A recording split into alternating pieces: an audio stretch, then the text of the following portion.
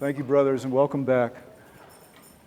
I've asked Terry Symens-Bucher if he would open us with a poem that he shared with us this morning in a leader's circle as we started our day. These are the words of Rainer Maria Rilke. God speaks to each of us as He makes us. God speaks to each of us as He makes us, and then walks with us silently out of the night.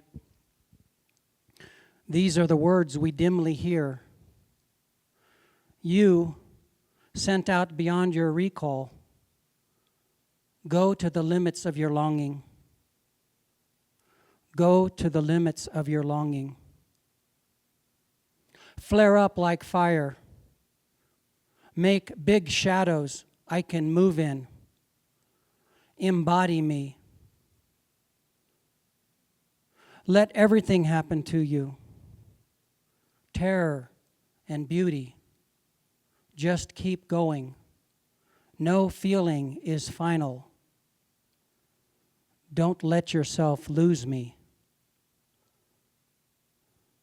Nearby is a country they call life. You will know it by its seriousness. Give me your hand.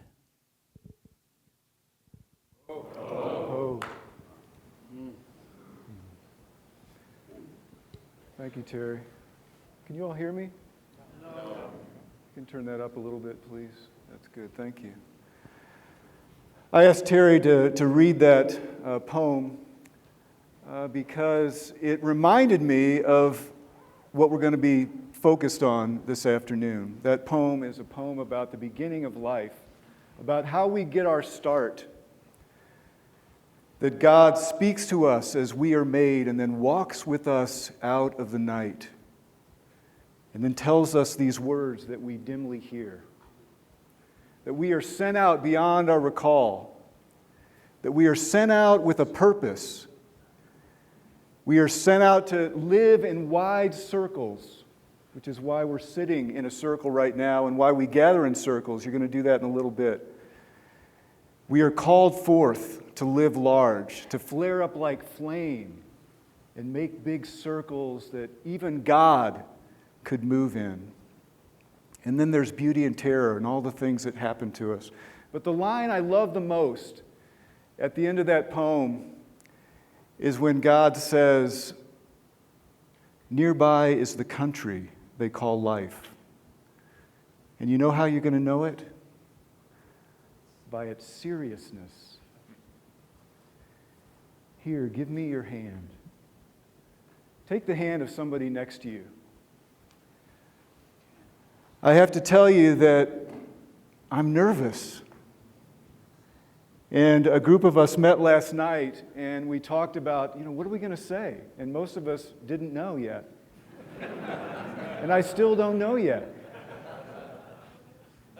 And I have a propensity to take myself and to take things too seriously. But I know I'm not alone. I know that God has a hold of my hand and of your hand, and that we're in this together. And as I was flying here yesterday, I caught myself thinking about this and beginning to worry. And I thought, why am I worried? I'm talking to brothers. I'm talking to men who are just like me, who know what it is to fall apart from time to time, who know what it is to get nervous about something. How many of you would like to trade places right now? That's what I thought. It's not easy, and yet I'm trying to let go, and I'm trying to be vulnerable with you guys because I know that this is important. And I know that our lives matter, and that we are here for a reason. We're here right now for a reason, but we were put on this earth for a reason. We were sent out beyond our recall to do amazing things. Now, I don't know why it takes us so long to understand that, to embrace that, or to feel comfortable about that, but for some reason it takes us a long time to wake up to that truth. Can I get a ho for that? Oh. Yeah. Anthony DeMello told a beautiful story. He was a great Indian Jesuit and he told a story about a mother who was waking her son one morning. And she said, "It's time to get up for school." And the son called out, "I don't want to go to school. I don't want to go to school. I'm too tired. I'm too tired. I don't like school. And the kids, they make fun of me." And the mom said, "Well, I'll give you 3 reasons why you got to get up. It's the right thing to do. You got to go to school. It's important. Number 2, you're 42 years old. And number 3, you're the headmaster. It's time for us to wake up. To wake up to the truth of our lives and the giftedness of our lives, and to the truth that we're not alone on this journey. We are not alone. You'll know the world out there by its seriousness, but we don't have to take it so seriously. My job right now is to simply prime the pump a little bit for you all, to help you to go out there and do your work. I'm not here to do it for you. I'm here to hopefully help you wake up a little bit to what's available to you. There are going to be 2 great guides for you in these next couple days, and I'm not one of them.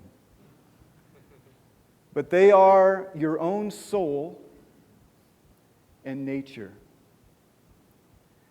The inner guide and the outer guide. You know, the Apostle Paul said that ever since the creation of the world, God's eternal power and divine mercy have been revealed through all the things that God has made. We're here at this beautiful place with the opportunity to walk outdoors on purpose, because we want you to spend some time out there learning from the big book, the scripture of the created universe right around us here. So in a little while, you're going to have a chance to go out there and be taught, be touched. I also want you to know that there's a teacher inside of you. Your own soul is waiting for you to live this life that you were given in the fullest sense and to grow into your best self. And counsel is largely about that. It is creating a safe enough container so that your soul can show up. Our souls are really shy. They're really shy. And all the ego stuff keeps our souls hidden and at bay. But in counsel, we'll give you some simple guidelines that'll help your soul show up. And I hope that you will allow yourself to be surprised by something you say this weekend, by something that comes out of you. Maybe you don't even say it out loud. It doesn't matter. But something that speaks of the truth of the center of the image you were born with, like that poem spoke of just a minute ago. So I'm here to prime the pump a little bit. We're going to be looking at several different themes in the next couple days, and they are the themes of sowing, growing, pruning, and harvesting in our lives. And as we were planning this weekend, we were thinking about the seasons of our lives and the ways in which we grow and become over the course of a lifetime.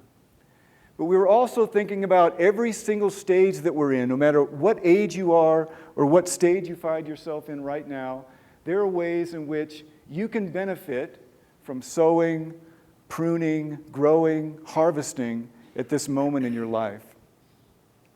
But it's helped me to think about this opening talk and this first session as a connection to that very beginning that we heard about in that poem. The very beginning of our lives, when something is sown in us, when something is sown deeply in us.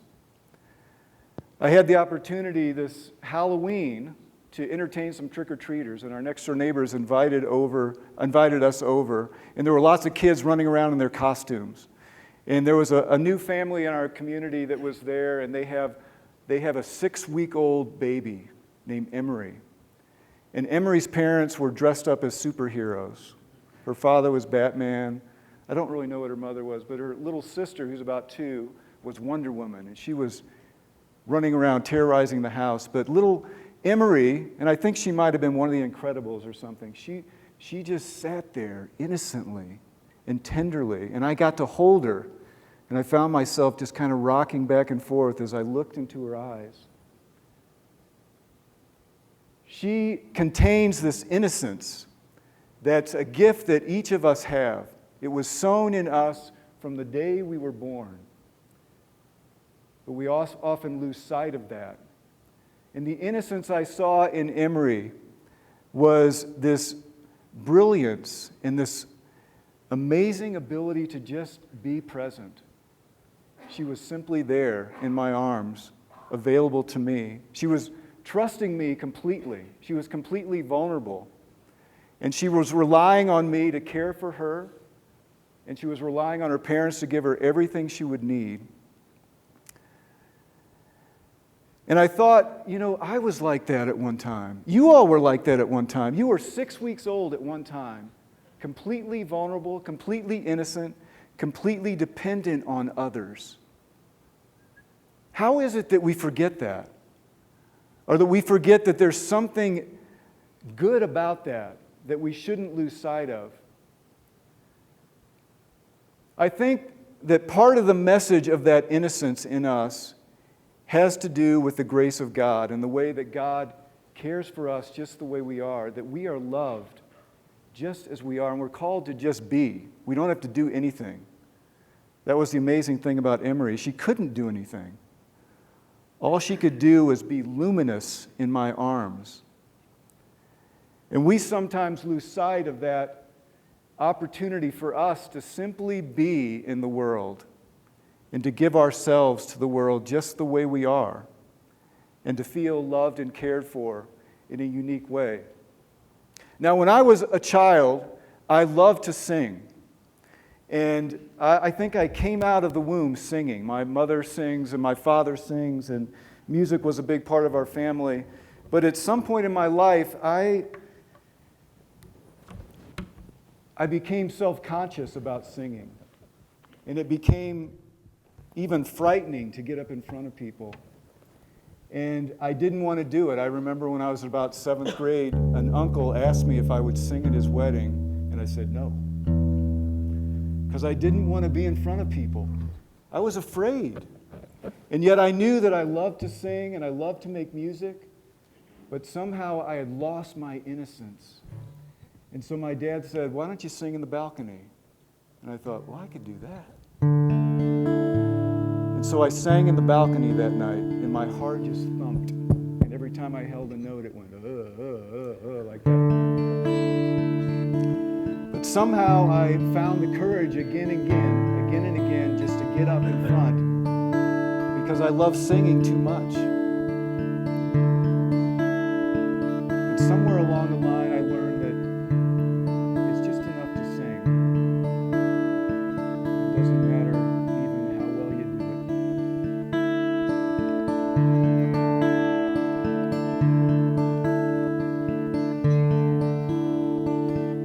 I was playing center field back in 7th grade.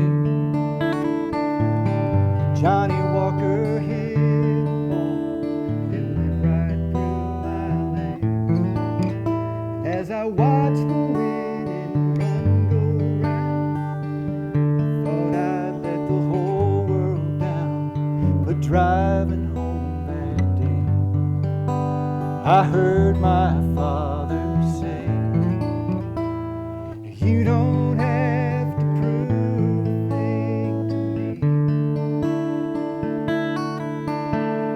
There's nothing you can do or say to change the way I feel.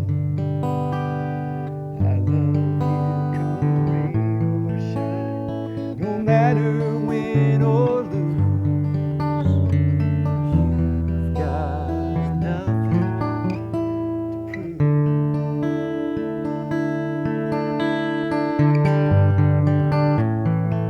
I thought she was everything, so I bought a diamond ring. I got down on one knee, but before I could speak,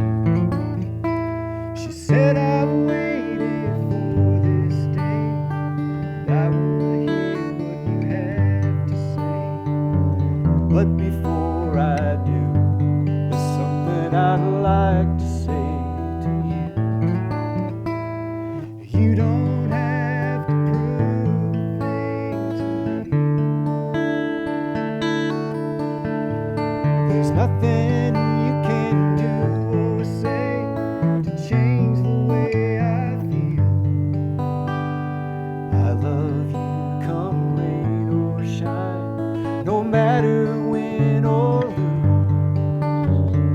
You got nothing to prove.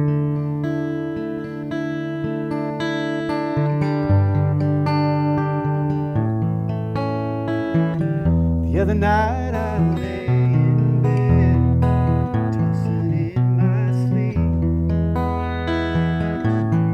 Sometimes this old world still gets the best of me. So I close my eyes and said a prayer, hoping that someone might hear. Then I swear as clear as day, I heard a voice from somewhere say, you don't have to prove a thing to me. There's nothing you can do or say to change the way I feel. I love you, come rain or shine, no matter when or lose. You've got nothing to prove. Yeah, I love you, come rain or shine, no matter when or lose. You've got nothing to prove.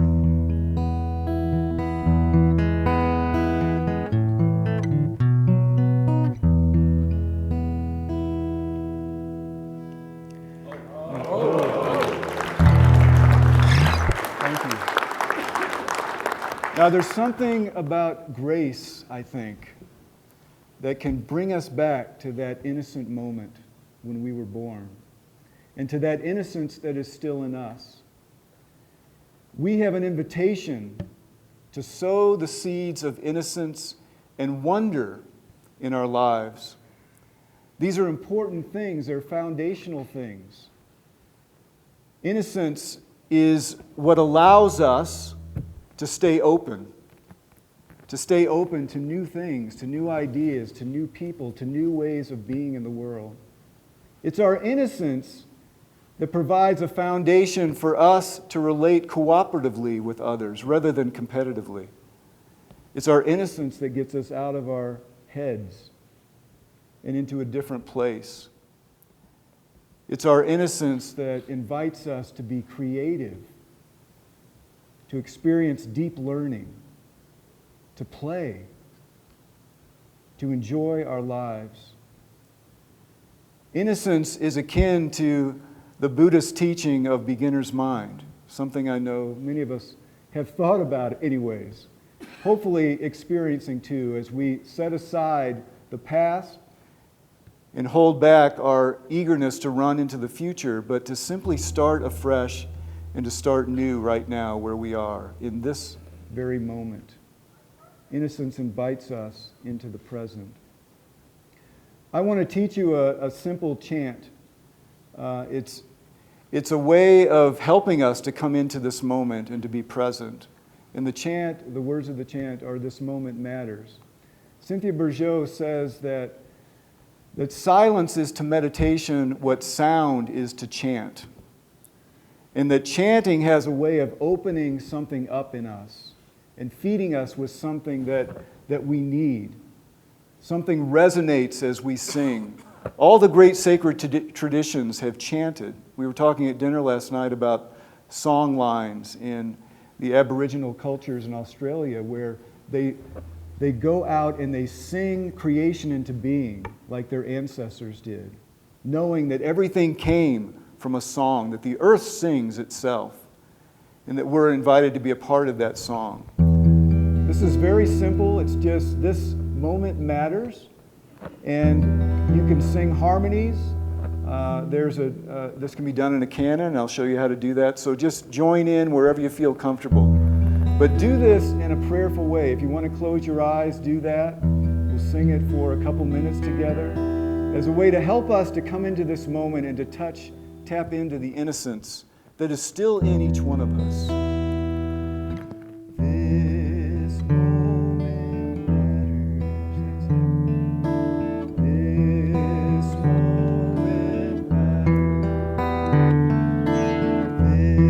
This moment matters. This moment,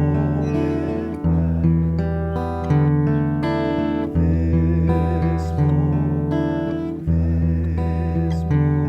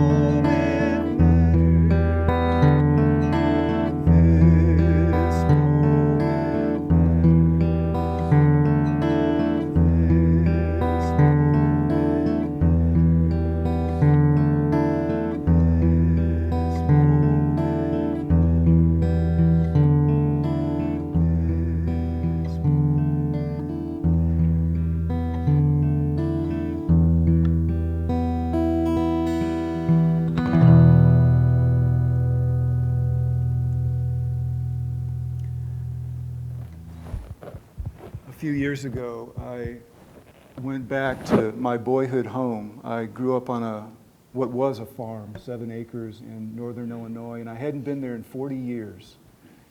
And I really wanted to go, and I couldn't convince anybody in my family it was worth the trip. So I just went by myself. And there was an old barn on this property, and a chicken coop, and a cellar, and lots of fun places to explore. But I went back to see the trees, to be with the trees, and to touch something of what it was for me to be young. That innocence and that wonder that I know were still a part of my life, but that I had lost touch with. And I knew if I saw those trees, I'd be okay. These were big pine trees and willow trees and oak trees, and I used to play in the yard, and I would run barefoot through the grass, and I would pretend I was Tarzan.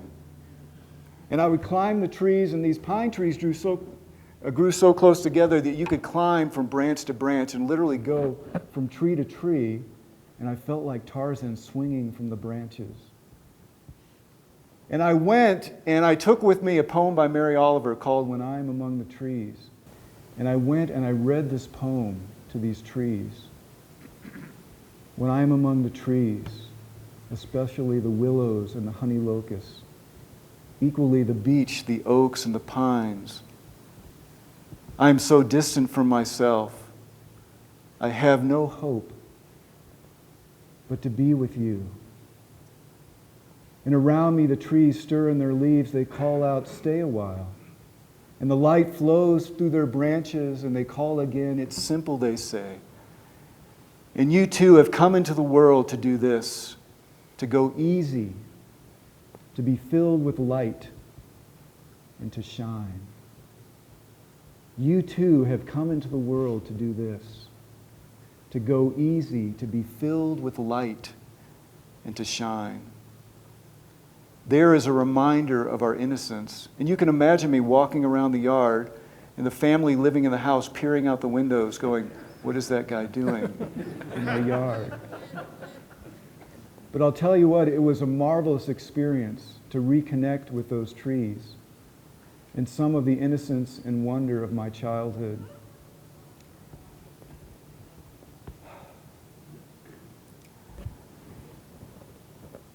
Just a years ago, I had the opportunity to be on a spiritual quest at Ghost Ranch, and I know many of you have been there. It's not far from here in the high desert.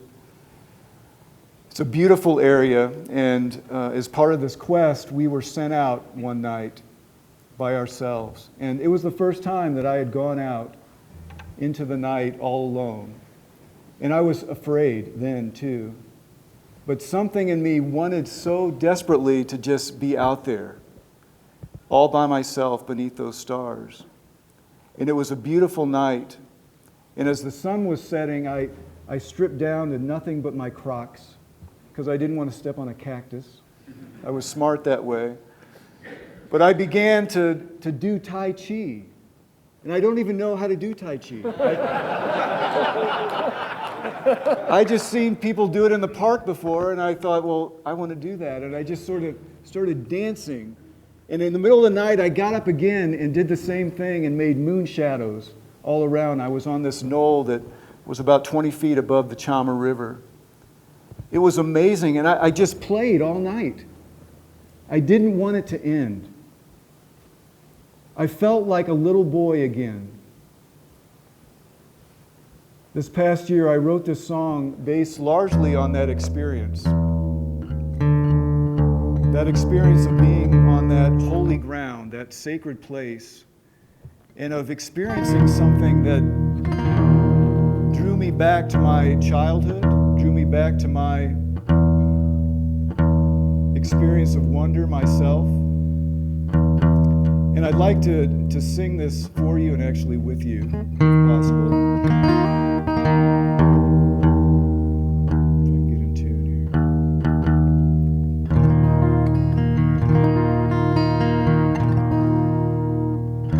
But the chorus is really simple. It goes like this, and you can sing it when we get there. But let me just teach it to you, and then I'll jump into the verses. An invitation again to sow the seeds of innocence and wonder in our lives. I'm standing on holy ground. I'm standing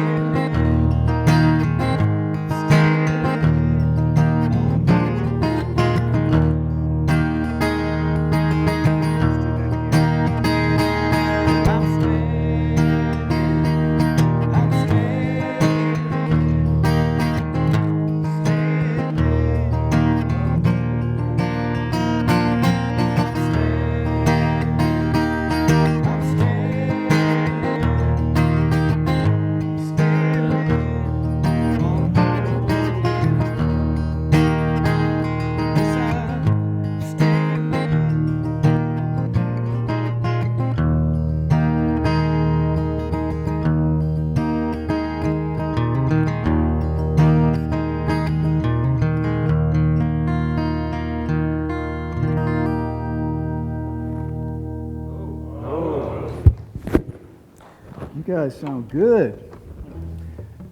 We could do some more singing. That would be fun. I need to send you out now from this place. If there's one thing that you could take with you from right now, I would hope that it would be that now is a good time for you to sow innocence and wonder in your life. These are gifts that were given to you even before you arrived, before you knew it. And if innocence is a state of being, the wonder of our lives is the way we express that innocence in the world. And we as grown men need to tap into that. We need to draw upon those gifts again at this point. No matter how old you are, what stage you're in, there is strength that can come from embracing your own innocence and wonder. And so I want to send you out, back out into the desert now, to be guided by both an experience in the more than human world and then an experience in counsel where you can let your soul show up. Just go out there and wander and play. Expect to see something new or look at something in a new way. Let yourself be drawn to something as you walk around on the paths and on the roads out there. We need to stay off the ground. This is holy ground that we're on right here. And so you need to stay on the paths. But if you would just spread out and just kind of make your way slowly, you'll have a half an hour to wander, to be drawn by something, to explore your innocence and wonder. See where that is mirrored out there in the natural world. Where do you see the innocence in another creature or in a flower or in a tree? Where do you see wonder as you walk around? Allow yourself to be overcome with wonder. Skip, run. Feel your center of gravity sink a little bit lower, where you were when you were a boy. As you go out there, I know that it could be distracting because you're going to see other people skipping and running and playing and being silly. Ignore other human beings, okay? This is a time for you to be alone out there in nature, even though there are 180 of you. So pretend like you don't see other people, but look for something else. Look for something else. Be open. Be innocent. Allow yourself to be vulnerable. Expect something to happen in 30 minutes outdoors. And then be ready to share it with your brothers when you sit down and counsel. Go out there and have fun. Pretend you're a little boy. There is still a little boy in you that wants to be a part of your life right now, today. Reclaim your innocence and live a wonderful life. You're going to have 30 minutes, so if you look at your watches right now, mine says 10 after 4, so at 4:40 you want to end up in the Cottonwood Pavilion where we did the ritual earlier today. And your council groups are numbered, and you should have a number on your name tag, either on the back of it or the front of it, that tells you which group you're in. And you'll look for the circle that has that number. And you'll sit down there. You'll have a council carrier there that will give you some brief instructions on council and how to enter that time. Council carriers, we'd ask that you step out into that hallway and just be briefed by Jim Taylor and myself before we send you out to walk. Yes, question. I may have missed it, but I didn't get your name and who you are and where you came from. Yeah, well, But I'd love to know. I came out of the night. And I know not who I am at this moment. My name is Joel Blunk, and I'm from Central Pennsylvania, and I'm one of the weavers with Illuman. Yeah. So in just a moment, we're going to send you out, and I want to ask you to go silently. I want you to carry this time, this experience of just priming the pump a little bit for you to get in touch with the innocence in you and the wonder in you. And when you go out those doors and you walk outside, you're going to look for innocence and wonder all around you in the natural world. It is there. Everything out there is just what it was meant to be. And that's part of why we're here, is to be more authentic and real, like the grass and the birds and the trees. Those cottonwoods are just cottonwoods. We need to be that too. So notice that. Play with that for half an hour before you get to your council group. Any questions? Yes. Right. I'm sorry. Leave your drums here. You want to go out with nothing but yourself. Yes. You'll need you should have your seeds with you, or your seed that you picked up earlier. That's the only thing you'll need to carry with you. Please take that with you, and we'll incorporate that at the end of the council time. Joel, what did you say to carry with you? The seed that you picked up earlier at the morning ritual. Yeah. Okay, so again, let's go in silence. When you get outside, there should be no conversation with your brothers, and even as you leave here, no conversation. Go for half an hour, have an experience in nature, and then arrive at your council. Council carriers will meet outside the room.